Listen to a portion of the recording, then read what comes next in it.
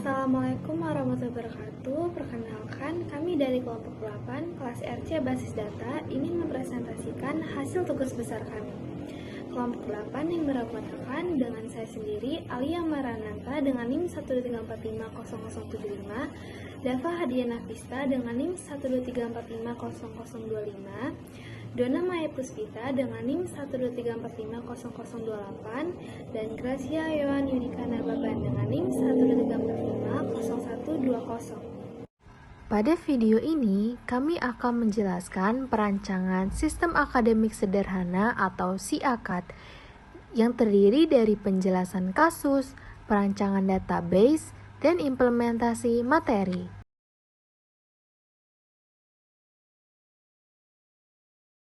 Sini saya akan menjelaskan kasusnya. Yang pertama, latar belakang. Nah, ITERA itu setiap tahunnya memiliki ribuan mahasiswa dan dosen yang terlibat dalam berbagai kegiatan akademik. Karena itulah dibutuhkan sebuah sistem informasi akademik yang tidak hanya efisien dan terintegrasi, tapi juga mudah digunakan oleh semua pihak, baik mahasiswa, dosen, maupun admin. Lalu yang kedua adalah tujuan.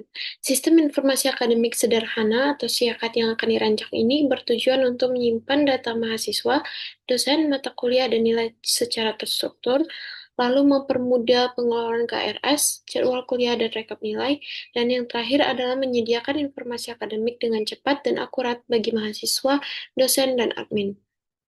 Yang ketiga adalah proses akademik yang dikelola. Satu, yaitu registrasi mahasiswa, yaitu pendaftaran mahasiswa baru dan pengisian data pribadi. Yang kedua adalah pengisian KRS. Mahasiswa dapat memilih mata kuliah setiap awal semester. Yang ketiga adalah penjadwalan kuliah. Admin menetapkan jadwal kelas, dosen pengampu, dan ruang kuliah. Yang keempat adalah pengisian nilai. Dosen akan menginput nilai ke dalam sistem. Yang terakhir adalah monitoring akademik. Mahasiswa dan admin bisa melihat rekap nilai, IPK, dan progres studinya. Yang keempat adalah permasalahan yang diselesaikan. Dengan membangun SIAKAD berbasis database ini, ITERA dapat satu, mengurangi kesalahan pencatatan dan duplikasi data. Yang kedua adalah mempermudah proses akademik secara digital. Dan yang ketiga adalah meningkatkan aksesibilitas informasi akademik bagi seluruh aktivitas akademik. Lalu yang terakhir adalah peran basis data.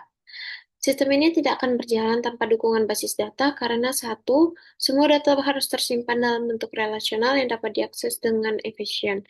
Yang kedua adalah basis data memungkinkan pencatatan yang konsisten dan akurat.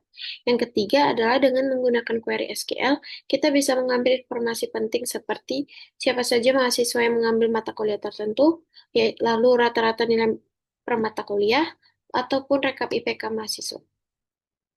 Baik, di sini saya akan menjelaskan terkait perancangan database. Yang pertama yaitu ada identifikasi entitas dan atribut.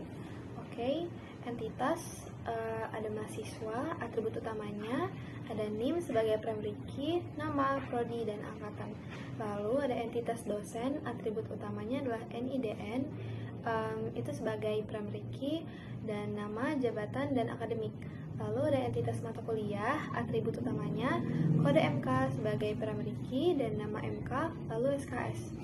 Dan ada entitas kelas, atribut utamanya ID kelas sebagai primary key, kode MK sebagai FK atau foreign key, semester dan tahun ajaran. Lalu ada jadwal, atribut utamanya ID jadwal sebagai primary key, ID kelas sebagai foreign key, lalu ada hari, jam, dan ruang. Dan entitas yang terakhir yaitu ada nilai.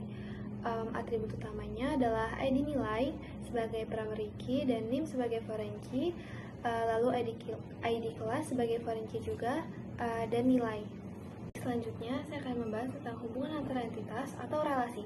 Beberapa hubungan penting antara entitas adalah yang pertama, mahasiswa dan kelas memiliki relasi many to many karena satu mahasiswa bisa mengambil banyak kelas dan satu kelas bisa diikuti banyak mahasiswa.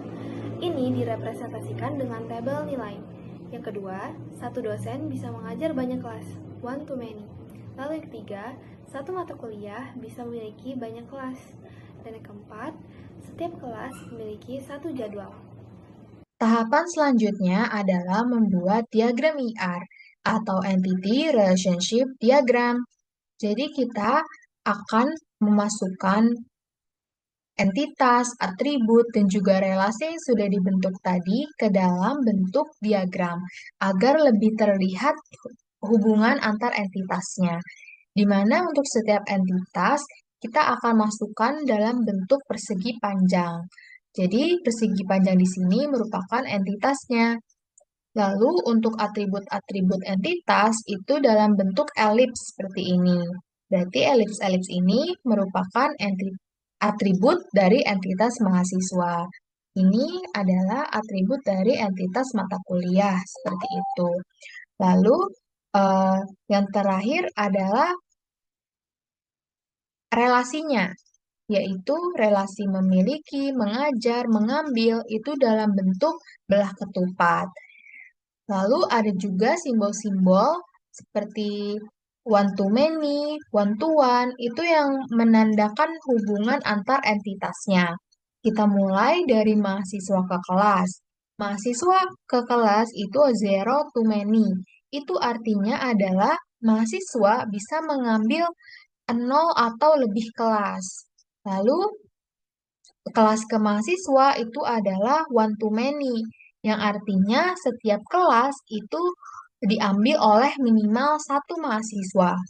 Lalu hubungan antara kelas dan dosen, dari kelas ke dosen itu berarti setiap kelas itu diajar satu dosen, kayak one to one. Sedangkan dari dosen ke kelas itu one to many, yang artinya dosen bisa mengajar banyak kelas. Lalu hubungan entitas kelas dan entitas mata kuliah itu dari one to one kalau dari kelas ke mata kuliah. Karena setiap kelas itu untuk satu mata kuliah. Lalu dari mata kuliah ke kelas itu one to many, karena mata kuliah itu bisa punya banyak kelas atau mata kuliah itu bisa ada di beberapa kelas yang berbeda. Lalu hubungan yang terakhir itu antara kelas dan jadwal, di mana dari kelas ke jadwal itu juga one to one, karena setiap kelas itu memiliki untuk satu jadwal. Nah, tapi dari jadwal ke kelas itu one to many, karena setiap kelas itu memiliki satu atau lebih jadwal. Jadi dalam satu kelas itu ada banyak jadwalnya, makanya one to many. Setelah kita merancang diagram IR ini, tahapan selanjutnya adalah kita ubah dalam bentuk tabel database fisiknya, yaitu menjadi seperti ini. Ada NIM, nama mahasiswa, prodi, angkatan, kelas yang diikuti, dan nilai. Ini didapatkan dari atribut-atribut yang dibangun di diagram IR tadi. Namun, tabel ini masih dalam bentuk UNF atau Unnormalized Form, yang dimana berarti tabel ini perlu dinormalisasi. Mengapa? Karena dalam satu sel pada tabel ini masih belum sederhana atau masih terlalu banyak informasi dalam satu sel. Kayak seperti ini, dalam atribut nilai itu memiliki dua informasi, ada 85, 90. Seharusnya dalam satu kolom atau satu sel itu hanya berisi satu informasi saja seperti ini. Jadi kita perlu menyederhanakan tabel ini menjadi lebih atomik. Makanya kita normalisasi dan menjadi tabel 1NF atau First Normal Form. Jadi lebih atomik, di mana ini seperti pada atribut kelas diikuti itu memiliki banyak sekali informasi. Di sini ada kode mata kuliah, SKS, nama dosen, dan seterusnya. Maka di tabel 1NF ini kita atomikan, jadi di berbeda-beda. Ada dosen, ada kode mata kuliah, nama mata kuliah, SKS, seterusnya. Jadi lebih atomik dan satu sel itu hanya berisi satu informasi atau satu data saja. Namun di tabel satu first normal form ini masih terdapat redundansi data atau perulangan data dalam satu tabel ini. Satu tabel ini berisi dua NIM yang sama, dua prodi yang sama, SKS yang sama. Jadi perulangan-perulangan ini dapat mengakibatkan redundansi data gitu. Sehingga kita harus memperbaiki atau menormalisasikan data ini sehingga tidak ada lagi perulangan data. Nah, di sini adalah tabel 2NF, di mana tabel 2NF ini atau second normal form tidak ada lagi yang namanya redundansi data. Jadi kita lihat atau dibentuk primary key-nya pada setiap tabel. Di sini tabel mahasiswa, di mana primary key-nya adalah NIM. NIM ini atau primary key ini akan menjadi ketergantungan bagi atribut-atribut lainnya, yaitu maksudnya atribut mahasiswa, nama mahasiswa, prodi, dan angkatan itu bergantung sepenuhnya terhadap NIM. Jadi di sini menghindari partial dependency. Lalu untuk tabel mata kuliah, primary key-nya adalah kode mata kuliah. Jadi untuk nama dan SKS-nya bergantung pada primary key-nya. Jadi kita cukup melihat atau memakai primary key-nya untuk mendapatkan informasi-informasi mengetahui mahasiswa dan juga lainnya. Tabel dosen juga, ini primary key NIDN, tabel kelas ID kelas, lalu ada tabel jadwal, dan juga tabel nilai. Di mana tabel-tabel yang dibentuk di second normal form ini lebih atomik lagi, karena setiap tabel itu hanya membahas topik itu saja. Maksudnya di tabel ini, tabel nilai, berarti yang dibahas atau informasi yang ada dalam tabel ini adalah tentang nilai.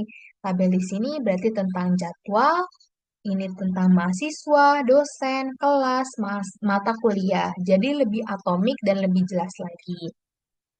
Untuk tabel di second normal form ini sudah memenuhi sekaligus syarat-syarat pada third normal form. Jadi, tabel-tabel ini, tabel mahasiswa, dosen, mata kuliah, kelas, jadwal, dan nilai sudah bisa kita implementasikan materinya atau dapat dilakukan data manipulation, data definition, dan controlling, dan selanjutnya.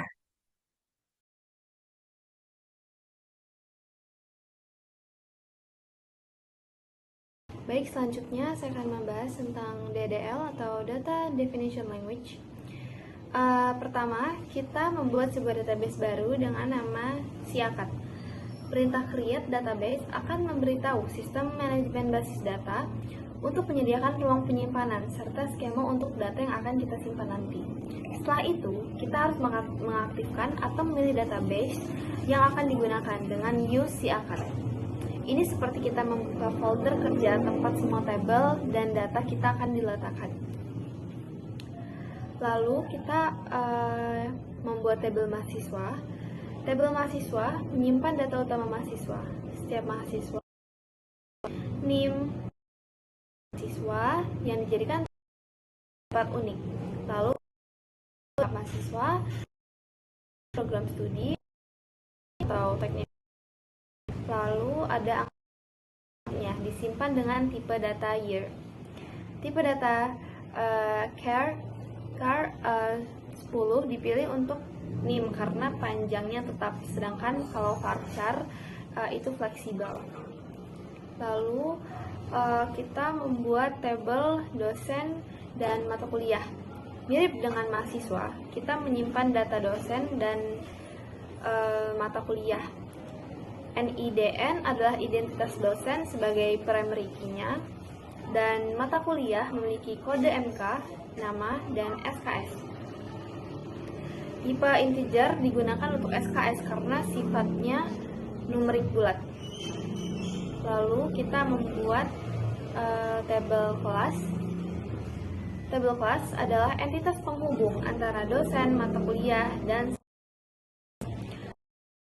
memiliki ID unik, referensi ke mata kuliah yang akan diajarkan, dosen pengampu, semester, dan tahun ajaran.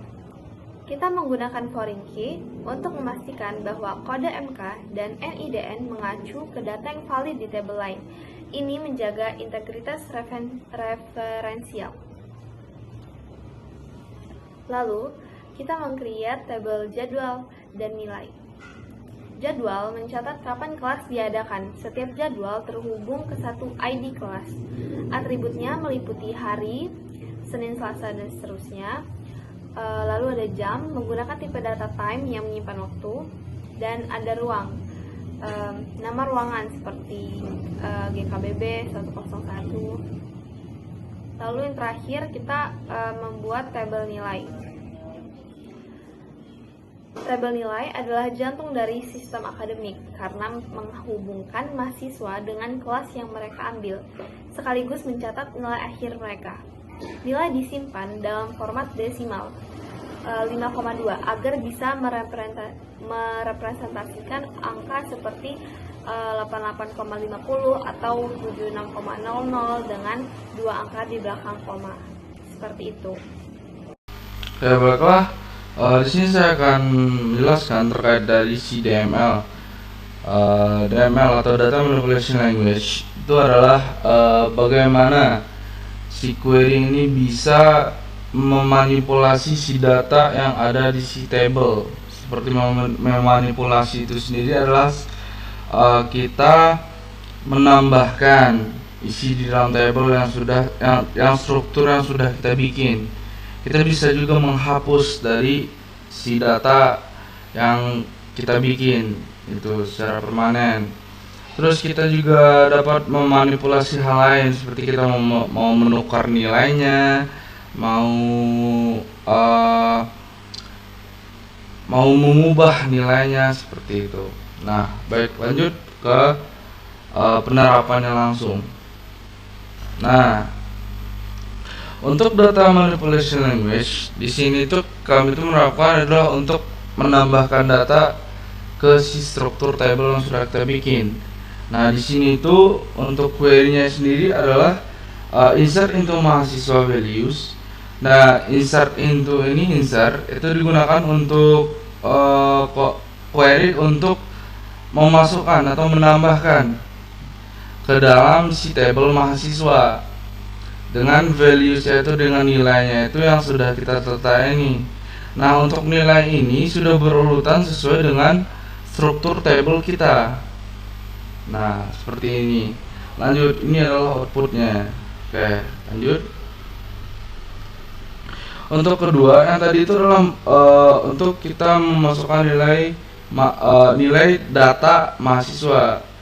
Nah, selanjutnya ini adalah untuk menambahkan data si dosen. Apa aja data yang akan kita masukkan ke table dosen. Nah, seperti ini. Sama kita menggunakan insert into ke tablenya, insert masukkan data ke table dosen dengan nilai seperti ini dan outputnya akan menghasilkan seperti ini. Nah, lanjut juga untuk di mata kuliah juga seperti itu. Kita gunakan insert into mata kuliah values. Lanjut di kelas juga kita memasukkan nilai seperti itu dengan insert into ke kelas dan value apa aja datanya. Ini sudah berurutan sesuai dengan yang ada struktur yang ada di tabel kita. Nah, ini misalkan yang KLS 001. Nah, itu sudah berurutan dengan ID kelas. Terus yang IF101 adalah kode MK. Kita harus menuliskannya itu harus sesuai berurutan dengan ke kolom yang akan kita masukkan. Misalkan di sini saya tulisnya itu adalah IF101 itu, maka untuk si ID kelasnya ini misalkan yang IF101 nya ini saya bikin di awal. Nah, maka dari si ID kelasnya ini yang pertama itu akan jadinya itu adalah IF101. Maka kita untuk memasukkan data ini harus berurutan sesuai dengan si kolom table kita. Oke, lanjut, ini sama ini untuk jadwal. Seperti yang tadi juga kita memasukkannya harus berurutan Terus ini ada nilai dengan ada ID nilai, NIM, ID kelas dan si nilai. Karena kenapa ada ID kelas di sini? Karena ini termasuk ke tabel ini, tabel relasi dia, si nilai ini. Gitu. Oke, lanjut. Nah, lanjut ke DML yang kedua. DML yang kedua ini itu adalah update si nilai mahasiswa. Update nilai mahasiswa dengan menggunakan query update.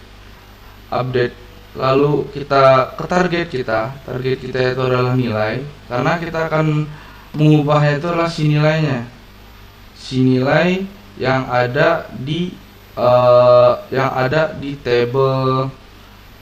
tabel mahasiswa. Dengan set ini adalah kita mau memasukkan, mengganti nilainya itu berapa gitu. Nah, di sini kita setnya itu menjadi nilai itu 90. Dan di mana targetnya itu NIM-nya berapa. Kita mengubah itu data siapa dengan NIM siapa itu. Nah, di sini kita mengubah itu adalah NIM 220001 itu. Nah, dan di sini adalah ID kelasnya juga berapa. Jadi sini itu mencakup ke sebenarnya siapa yang akan kita ubah itu. Nah, seperti ini outputnya.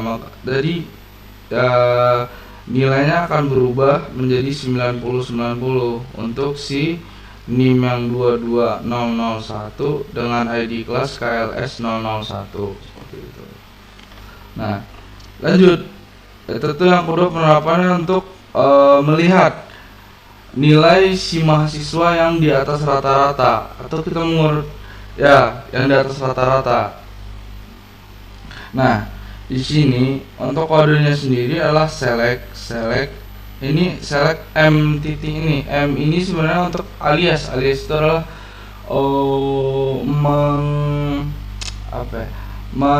menukar. Jadi sebenarnya ini mempersingkat kita aja nanti untuk jalan ke depannya, biar kita nggak ribet menulis si nama mahasiswa gitu.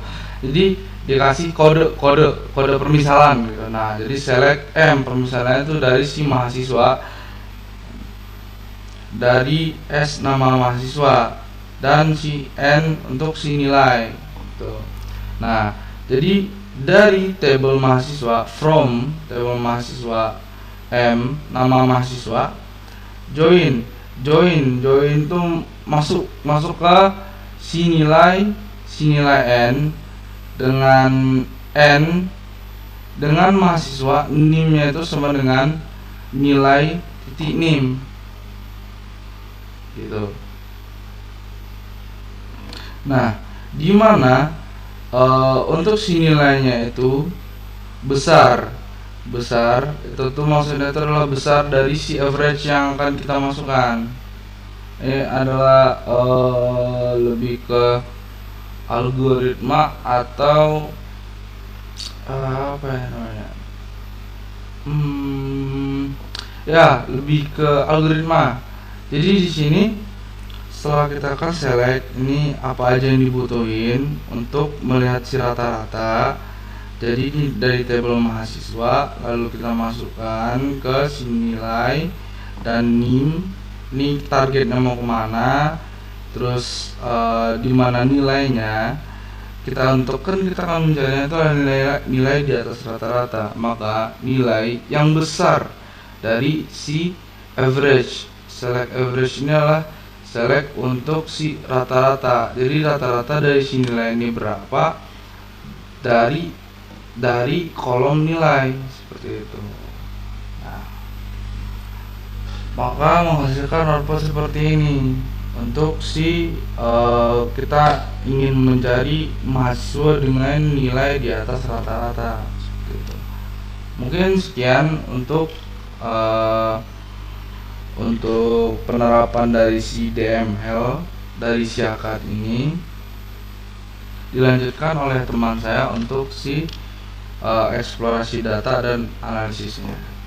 Implementasi materi selanjutnya yaitu exploratory data analysis. Yaitu adalah kita akan mengeksplorasi data menggunakan SQL, di mana yang pertama em, kita akan melihat rata-rata nilai setiap mata kuliah. Jadi kita akan ekspor di bagian nilainya untuk mencari rata-ratanya. Di sini kita gunakan select, yaitu kita pilih tabel dan juga atribut mana yang akan kita gunakan. Di sini kita gunakan tabel MK dan atribut nama MK. Dan atribut tabel ini akan kita namakan nama mata kuliah. Jadi S ini nantinya akan menjadi atribut baru pada output tabel yang baru, menjadi atribut ini. Lalu menggunakan fungsi average atau AFG untuk menghitung rata-rata dari nilai. Ini nilai pada atribut tabel. Ini menjadi namanya nanti rata-rata. Lalu from itu maksudnya kita memperoleh nilainya itu dari atribut nilai, lalu kita joinkan atau kita gabungkan kelas, digabungkan itu apa namanya? Kita gabungkan,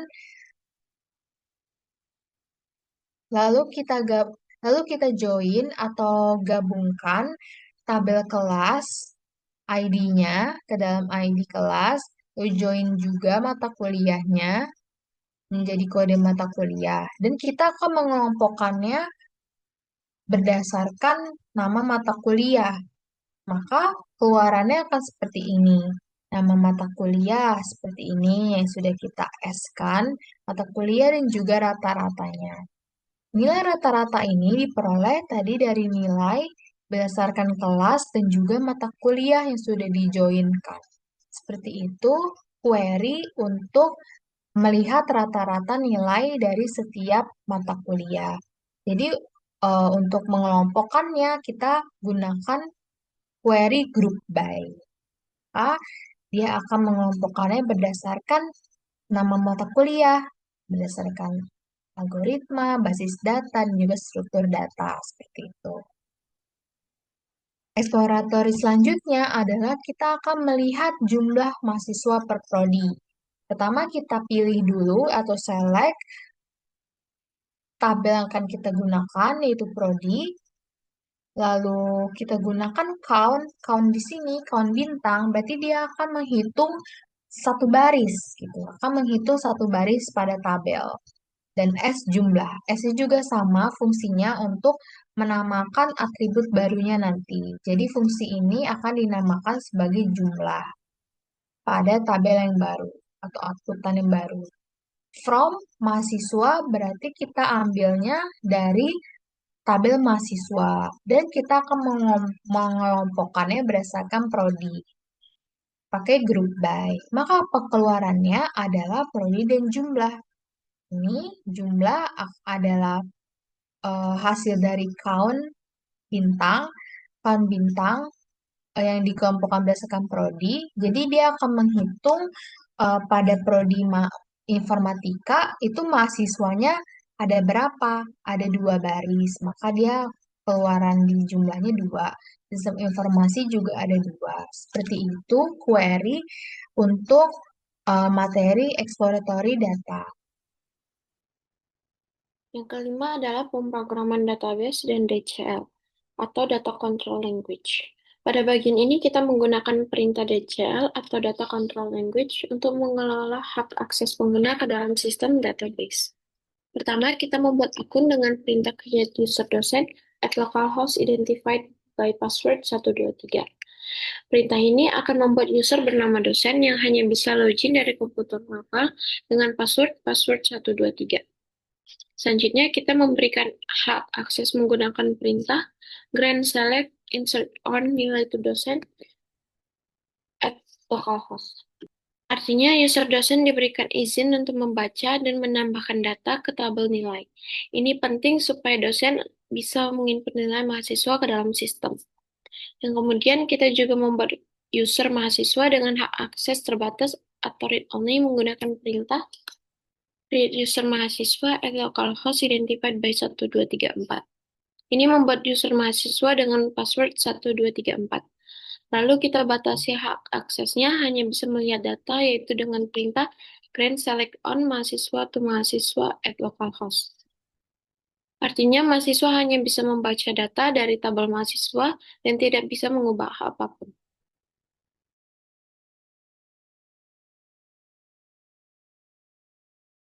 Sekian video perancangan si akad dari kelompok 8 kelas RC. Mohon maaf apabila terjadi kesalahan kata. Terima kasih. Wassalamualaikum warahmatullahi wabarakatuh.